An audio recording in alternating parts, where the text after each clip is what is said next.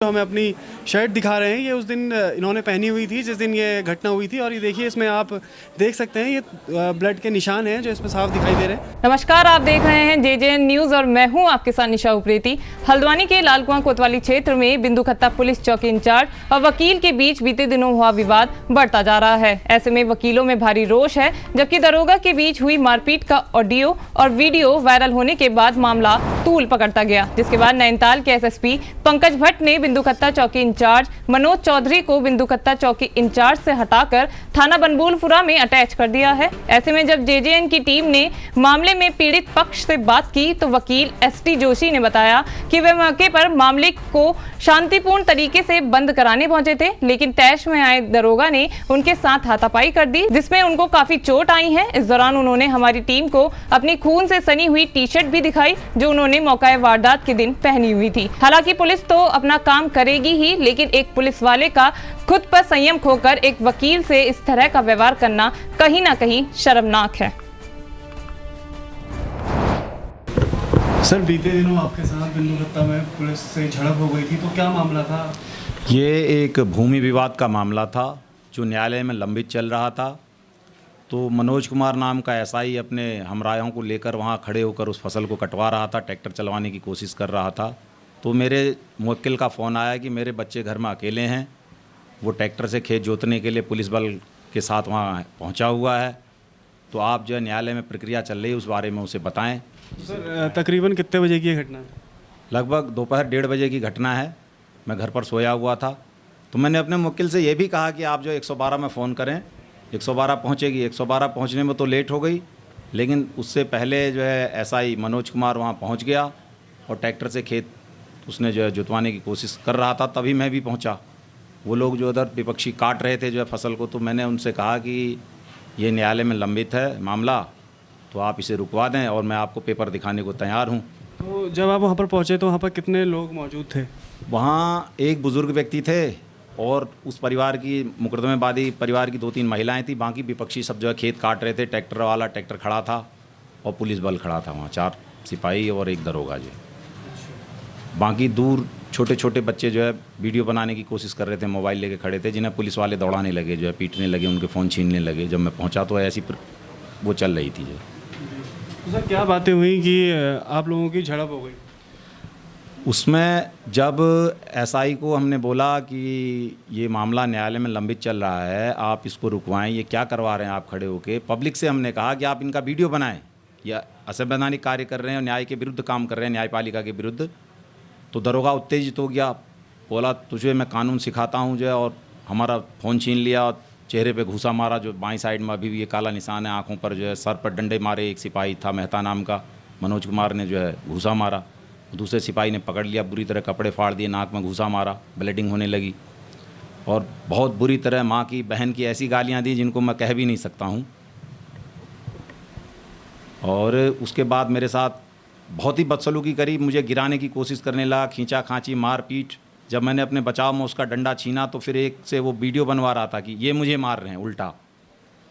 और जो ऑडियो में भी है कि मेरा एक बटन टूट गया, वो किसी अधिकारी को कह रहा है, जो एक वकील आ गया था, उससे झड़प हुई और उसके बाद उसने वर्दी फाड़ के उसमें जो है झूठा जो है मामला बना दिया जो है। इसमें 3 पुलिस वाले जो है मुझे दबाए हुए हैं, ये उनकी गाड़ी खड़ी है और वहाँ पर एक बुज़ुर्ग व्यक्ति खड़े हैं वहाँ, जो कि पुलिस वालों का कहना है कि 7-8 लोग या ग्रामीणों ने मेरे पे हमला किया। इसमें कहीं दूर दूर तक दिख नहीं रहा, खड़ी फसल दिख रही है।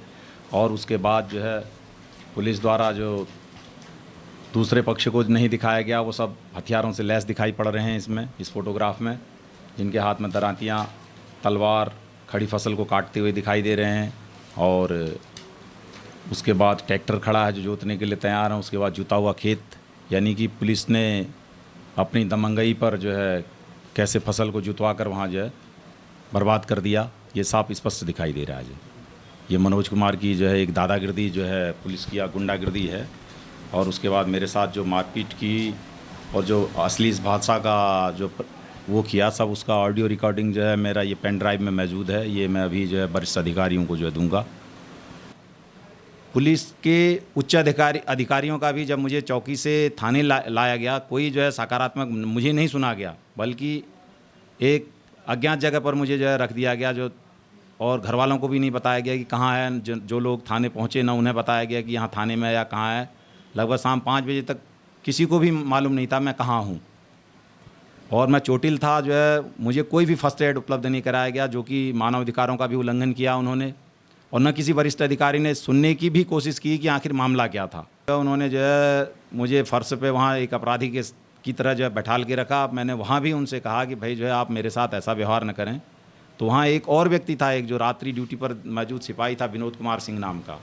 वो भी मुझे को जो है बाहर लाया। जब मैंने वॉशरूम जाने की बात कही तो जो है अंधेरे में ले जाकर मेरे कान में कह रहा था कि जो है मैं तुझे जो है बताऊंगा जो है कि क्या जो है एक पुलिस से पंगा लेने का होता है, और रात में तुझे बताऊंगा। वो भी मुझे धमकी दे रहा था। उसने भी अभद्र व्यवहार किया मुझसे जो। ये बड़ी 29 तारीख की घटना है ये, और काफ़ी दुर्भाग्यपूर्ण घटना है। हमारे एक अधिवक्ता साथी हैं हल्द्वानी में, हमारे बीच में वो प्रैक्टिस करते हैं। तो जब एक ज़मीन का विवाद में उनके पक्ष द्वारा उन्हें मौके पर बुलाया गया, तो अधिवक्ता महोदय कोर्ट की फ़ाइल लेके वहाँ पे गए, और वहाँ पे मौजूद बिंदुकत्ता प्रभारी मनोज कुमार चौधरी द्वारा उनके साथ अभद्रता की गई। अगर एक वीडियो भी है, कई लोगों ने इस संबंध में जो वीडियोस हैं वो भी देखी होंगी, जिसमें वो अधिवक्ता के साथ हमारे अभद्रता करते हुए नज़र आ रहे हैं। और उसके साथ अगर एक ऑडियो भी कल हमें प्राप्त हुई है, और वो भी काफ़ी वायरल चल रही है, मीडिया में भी वो ऑडियो वायरल है।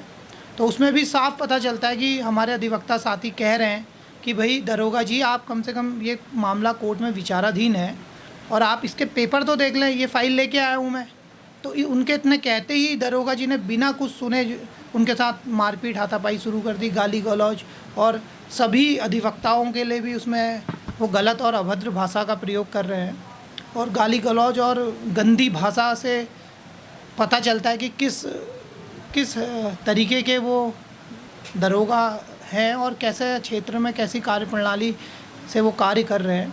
तो जब अधिवक्ता समाज के साथ ऐसा हो रहा है, तो आप समझिए कि जो लोग वहाँ पे ग्रामीण रह रहे हैं या जहाँ पर भी वो दरोगा पहले पोस्टिंग में रहे हुए होंगे, तो उनके द्वारा किस तरीके का आचरण वहाँ पे पब्लिक के साथ किया गया होगा। कल एसएसपी साहब ने हमारी, जब हमने वो ऑडियो उनको भी सुनाई, तो उनके द्वारा दरोगा को बिंदुकत्ता चौकी प्रभारी से हटाकर